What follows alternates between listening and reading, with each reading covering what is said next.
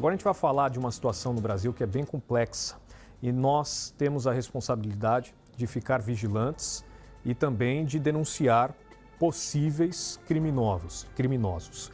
Casos de violência sexual que crescem cada vez mais no país. A internet é um lugar bastante ocupado por crianças e adolescentes e virou um espaço de oportunidade e de impunidade para esses criminosos que se escondem atrás de perfis fakes, falsos. Então agora nós vamos aprender como proteger o menor de idade na reportagem que a gente preparou. Veja só. O mundo das trends, coreografias e memes da internet são sedutores para as novas gerações. É comum ver crianças e adolescentes aprenderem e publicarem vídeos nas redes sociais. Mas há riscos que ultrapassam as telas e que estão por toda parte. Abusadores se aproveitam de brechas como esses vídeos e a proximidade com as crianças para cometerem crimes sexuais. Casos de violência sexual infanto-juvenil cresceram no país. Dados do Anuário de Segurança Pública apontam um estupro a cada 6 minutos em terras brasileiras. Mais de 80 mil crianças e adolescentes foram vítimas de criminosos no ano de 2023. Um crescimento de 90% comparado ao ano de 2011. Na maior parte dos casos, crimes cometidos por familiares e na maior parte dos casos também com crianças de até 13 anos de idade. No campo digital, há um alerta. Casos de pornografia infanto-juvenil também cresceram.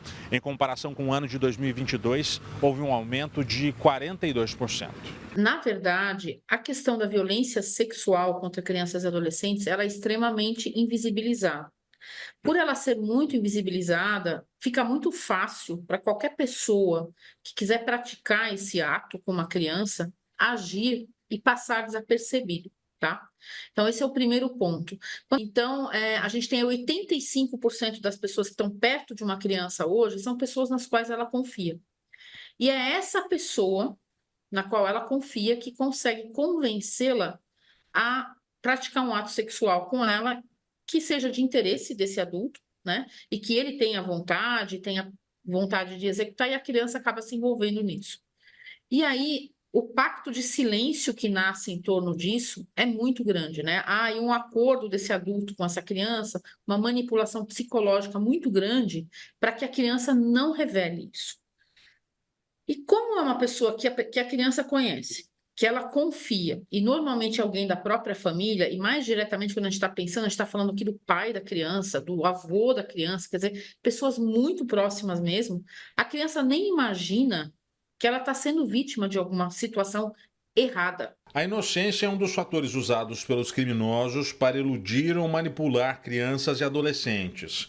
Quando o abuso sexual é violento, acontece fisicamente, há sinais na vítima que podem ajudar os responsáveis ou protetores a entenderem que há algo de errado. As crianças dão sinal quando elas estão sendo vítimas de violência, elas mudam de comportamento, ou elas deixam de dormir, ou deixam de comer, ou começam a ir mal na escola, ou começam a ficar muito reclusas.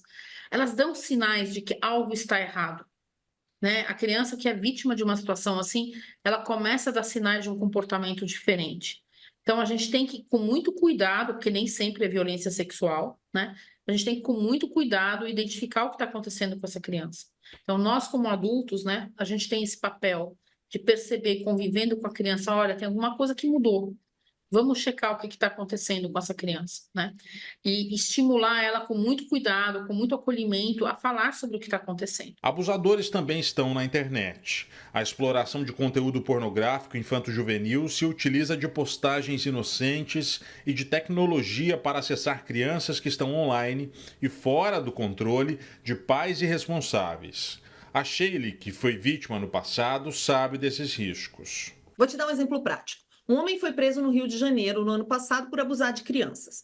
A comunidade onde ele morava descobriu que ele tinha um perfil no Instagram onde ele postava foto das meninas da comunidade. 90% das fotos eram de uma menina de 4 anos. E a mãe quase morreu do coração. Tudo que essa mãe tinha postado da filha dela durante a vida da filha, mas nas redes dela de adulta, ele copiou e criou como se fosse o perfil de uma criança, como se ele fosse o pai ou o responsável por essa criança. Então ela entrou em contato com a plataforma, uma advogada ajudou e ficou tentando tirar isso do ar. Até hoje não saiu, fazem mais de 8 meses. porque não tem atendimento, você tem que entrar judicialmente, não tem ouvidoria. Todas as empresas no Brasil deveriam ter isso, ou que atuam aqui, mas a gente não tem nem o básico. Então, as famílias, elas são o elo mais fraco e mais prejudicado. Há muitas frentes que lutam para regular as empresas que possuem mídias sociais no Brasil, ou incentivá-las para que criem plataformas exclusivas para menores de idade. Elas são criadas pensando numa criança que está usando. Elas não são criadas pensando num adulto, né? Então, elas teriam um desenho de funcionamento, um mecanismo de funcionamento, inclusive a forma como elas usam algoritmos e tudo mais, completamente diferente, entende? Que seria pensado para crianças. Essa é a nossa solicitação para essas empresas, que elas criem canais para crianças que sejam realmente seguros já por criação, por desenho natural. Foi pensado para uma criança, não foi pensado para uma pessoa qualquer, né? Porque hoje o que eles estão fazendo? Eles pegam o que foi criado para um adulto e estão tentando aparar arestas, né? Para tentar resolver o problema.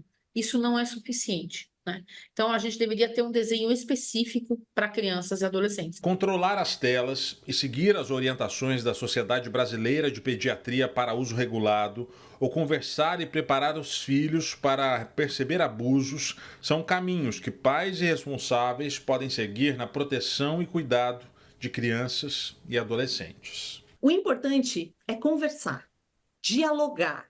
Se uma criança e um adolescente têm acesso ao ambiente digital, principalmente às redes sociais, você precisa conversar com essa criança, com esse adolescente sobre pornografia, automutilação, suicídio, ódio, desinformação, porque tá cheio.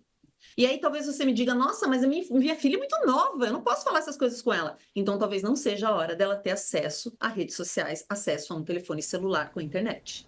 Não tente terceirizar uma conversa importante que você tem que ter com seu filho para que ele tenha discernimento e também não procure nos locais errados e seja uma possível vítima vulnerável para cair na mão desses criminosos nojentos, maníacos, que precisam ser denunciados, expostos e punidos. Caso você presencie uma situação de violência infanto-juvenil ou tenha alguma suspeita, entre em contato com a Polícia Militar pelo telefone 190, lembrando que denúncias anônimas podem ser feitas também pelo telefone 181. Muito cuidado com o que se expõe também nas redes sociais, porque isso acaba chamando a atenção dos criminosos. Tem que ter bastante discernimento e sabedoria, ainda mais quando se trata de criança pequena, e também saber monitorar, porque criança tem que brincar, não tem que ficar na tela do celular se expondo, porque é um risco não só para ela, mas para sua família, e a gente tem que preservar a identidade até que ela tenha sabedoria e discernimento suficiente